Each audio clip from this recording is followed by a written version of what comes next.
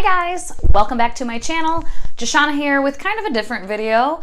I've never done any kind of recommendation video at all, but yesterday I was grabbing something from my top shelf up here that you cannot see. I have my journal where I keep track of all the books I read, but I was grabbing that and I was like, wow, I have a ton of like writing books, and that's where they all are, up on this top shelf. If you've seen my little bookshelf tour I did a while ago, that you would know that. And I was like, I should do kind of a recommendation, or like my favorites that I have and that I've read. So that's what I'm gonna do now. So first I'm gonna give recommendations of two books that are kind of more technical for writing. And I mean, online there's so many resources for grammar and spelling and all of that. And I mean, then there's Grammarly that can just like check it for you. But I like to try to have the knowledge in my own brain as much as I can. And I just feel like my education system failed me, because there's so much of like the technical aspects of writing that I didn't really learn or wasn't like taught well. So the very first one that's like super technical, and this is an old version, I'm sure there's an updated edition, but it's the Random House Webster's Grammar, Usage, and Punctuation. I mean, it has like quizzes after the sections, after you read, there's different activities for you to do. And I have done some freelance editing in the past. I've kind of stopped like bothering with it because it would have to be kind of a full-time thing. And I just wasn't at a point, I don't know if I ever will be, where I'd want to make it a full-time thing, but I've gotten like an editing certificate, and I have done some freelance editing, so I definitely like this type of book. And the second one, again, this is an old edition, I'm sure there's a new one, and it's kind of on the similar vein, but it's even more like in plain English. Woe Is I, the Grammarphobe's Guide to Better English in Plain English. And it's kind of funny, and the way that it's written, it's very conversational.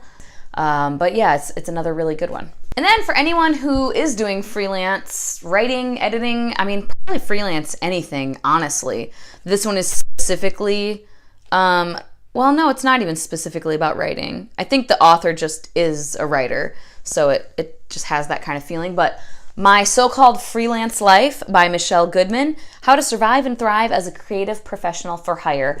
This I really loved because it's very business-minded.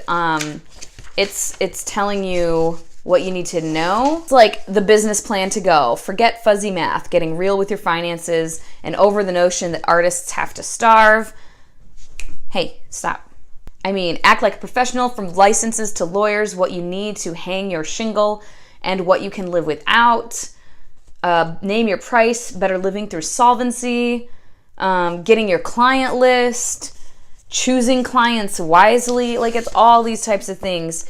And I just thought it was very informative. Again, I kind of got out of bothering with freelance editing, but I appreciated this when I was thinking about getting into that. So anyone who is doing any kind of freelance creative work, this I think is a good, it's definitely a good starting point at the very least. This next two are kind of just strategies, tactics, different things. The first one that I really like, and this is not writing specific necessarily, but I just really liked it, was Manage Your Day to Day. Build your routine, find your focus, and sharpen your creative mind. And yeah, it says, are you overextended, over-distracted, and overwhelmed? Do you work at a breakneck pace all day only to find that you haven't accomplished the most important things on your agenda by the time you leave the office? The world has changed, and the way we work has to change too. A toolkit for tackling the challenges of a 24/7, always-on workplace. So yeah, it's just kind of that. I mean, and then there's like random quotes in here. The most basic form of human stupidity is forgetting what we are trying to accomplish. Another one. Yeah, it's just a quick read, and I liked it. I don't know, it's just kind of helps you find focus and re-find your focus if you've lost it. And then this one is for writers, clearly. The Art of War for Writers.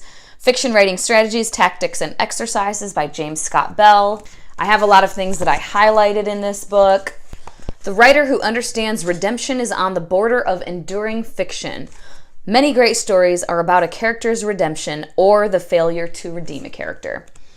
just different things talking about inner struggle, inner conflict. There's different exercises in it. Talks about business as well a little bit, the business of writing. And then these next two are kind of prompt books. I have quite a few books or journals that are like prompts for writing. These two are just two of my favorites. And this one is kind of a series. There's quite a few. I only own this one. The Pocket Muse by Monica Wood, Ideas and Inspirations for Writing. So I love this because it will have, I mean, there's just pictures sometimes. Then there's like this page right here has a couple of prompts. Over here it says, today's horoscope, a long ago mistake comes back to bite you on the backside. That's all it says. A tip for staving off writer's block. And then there's a little tip. Oh my God, you scared me. You seriously scared me. I like grabbed my chest. Do you want to come do a video with me? That was your little video snapshot. No, you have to actually do one. And then this one's really fun. Juicy Pens, Thirsty Paper by Sark. So she's an artist. It's Suzanne Ariel Rainbow Kennedy Sark. And this whole book is like, it's so cool. You dare to dance with distractions and invigorate your writing life. You dare to be seen as flawed, blah, blah, blah, blah, blah, all these different things. There's different prompts and like I've written in here. It's like a journal. Go deeper, say more, a game to encourage you to go further into your writing. And it just has little bubbles. I don't know. It's just really fun, and I like stuff like this, doodling and whatnot. I have no artistic ability like in real life, but I like to pretend like I do and doodle on things and coloring and all that type of stuff. I really like, so this spoke to me. And there we have it. I do have quite a few more, like I said, but those are just kind of some of my favorites. So if you're a writer, maybe check some of these out. They're pretty awesome. And if you have any other recommendations for books like that, let me know in the comments. All right, guys, thank you so much for your time. Appreciate it, and I will talk to you later. Bye-bye.